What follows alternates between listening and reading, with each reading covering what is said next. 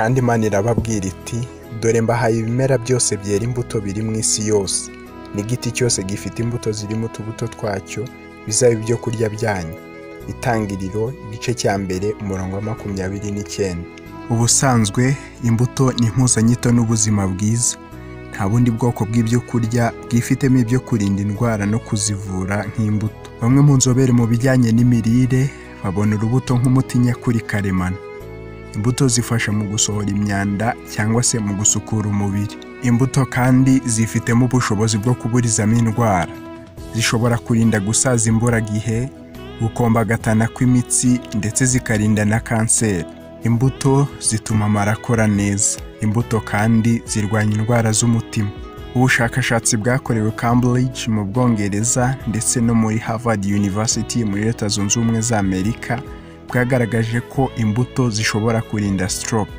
Imbuto kandi zishobora kurinda kanseri kuko ubushakashatsi bwagaragaje ko uko umuntu arya imbuto kenshi ibyago byo kurwara kanseri bigabanuka.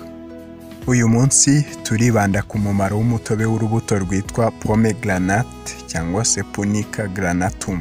Pomegranate zikize kuri fibre, vitamins ndetse n'imyunyu ngugu.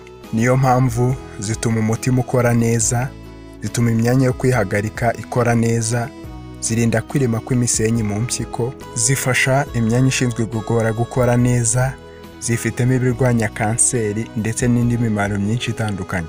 Hari imimaro 3 y'ingenzi y'umutobe wa pomegranate yanditse mu gitabo Health Body ku ipaji yacyo ya 69. Gukoresha umutobe wa pomegranate byongera ubushobozi bw'imikorere y'ubwonko, ari byo bise improves cognitive functions of the brain and learning ability. Gukoresha umutobe wa pomegranate kandi bigabanya 1/2 cya beta amyloid twakwita nk'uburozi bwibumbira muri neurons z'umuntu urwaye Alzheimer diseases. Gukoresha umutobe wa pomegranate kandi bishobora kurinda ubwonko bw'umwana kubura oxygen, ari byo bishobora kubaho igihe umwana yavutse bigoranye.